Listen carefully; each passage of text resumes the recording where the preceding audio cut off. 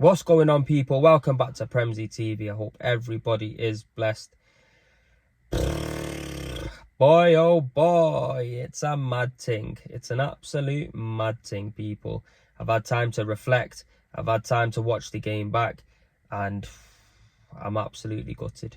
Absolutely gutted. The realization is kicked in that we've absolutely fucked the league. You get me? It's not going to happen, in my opinion.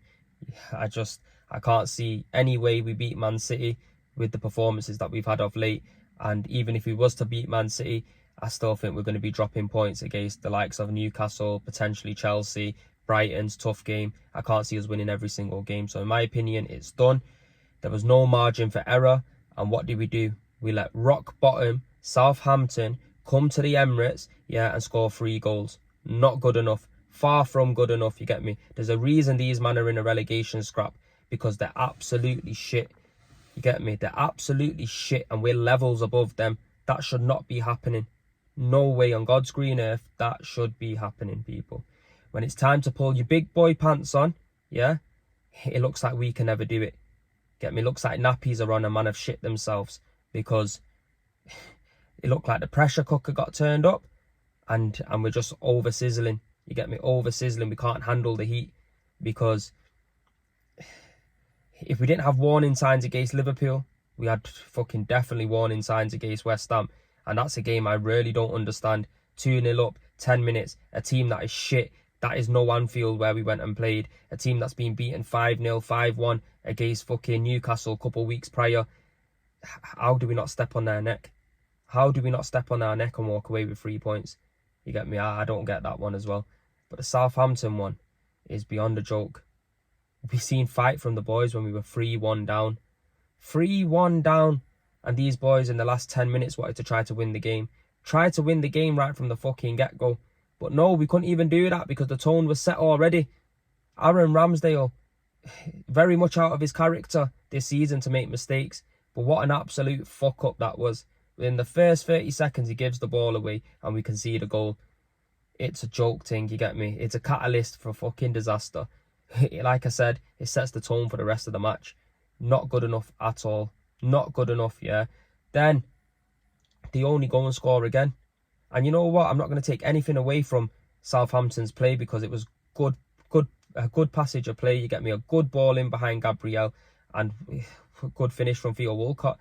But when you're letting a man who's about to hang his boots up score on you and get away from you in that fashion, that is just not good defending at all. And with Gabriel, when Saliba's not next to him, he doesn't look the same kind of man. He doesn't look the same kind of player. And we have missed Saliba. I'm not going to get on Rob Holding too tough, because I don't think he actually did too much wrong in the game. He was trying to do bits. He was headering the ball out. He defended okay. However, as a collective, we defended shite as a collective team. And you could just see there's no composure when Saliba's not there. For the third goal as well, after we get ourselves back in the game, they go and score again. A set piece, back post, nobody on the guy, totally free. You get me? Diabolical defending. Diabolical defending. The only positive we could take out of that game is that the boys managed to not lose the game, and even still it feels like a loss.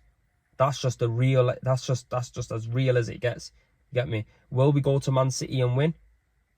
No, in my opinion. Can we go there and win? Yeah. But can we go and put the lottery on and win? Yeah.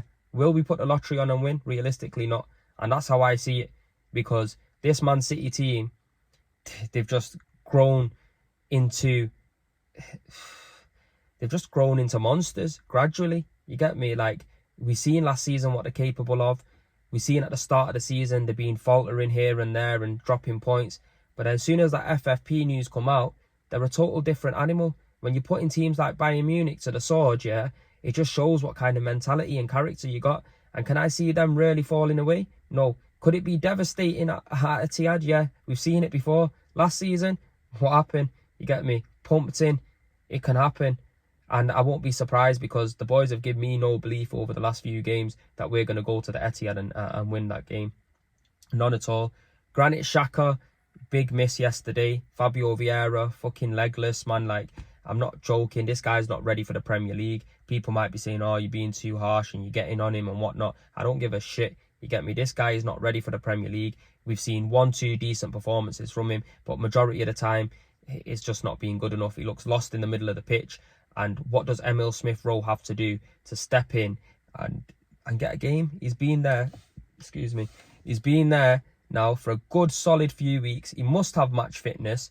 He was quality last season, you get me? Obviously, we know he got injured and whatnot, but there's a good player in there. Why can't he play with Odegaard and Thomas Partey in the middle of the pitch? Why not? Get me? He's physically stronger, been in the Premier League longer, understands the league. I don't understand it, man. I really don't understand it. Another thing as well, stop trying to find the perfect pass in order to score.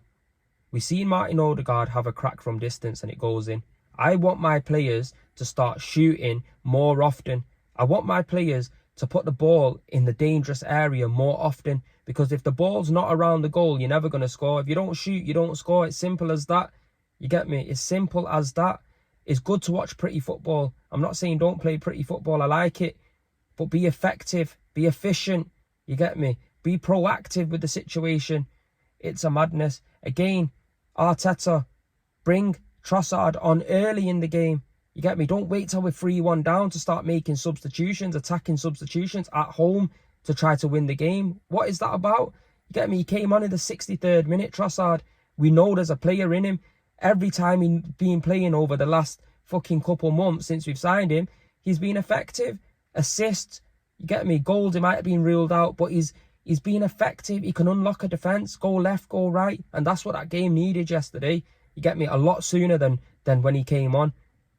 But I don't know. I'm just gutted. I'm absolutely gutted because I put my neck out on the line this season, and rightly so. The boys have done me proud this season. But right up until now, it looks like a fucking cock-up job, and they all need to take a good long look at themselves. And if they really wanted to win this league, you can't be dropping points against Southampton. That's just, at home, that is just, it's a no-no. They've drew with us at home and they drew with us away. They've taken 4 points away from us. That is mad. That is absolutely mad. You get me? It's absolutely mad in the rock bottom of the Premier League. That's how crazy it is. But what can we say, people? All I know is to the fans out there that still believe and still got that hope, credit to you, because you're looking at things in a much positive light than what I am.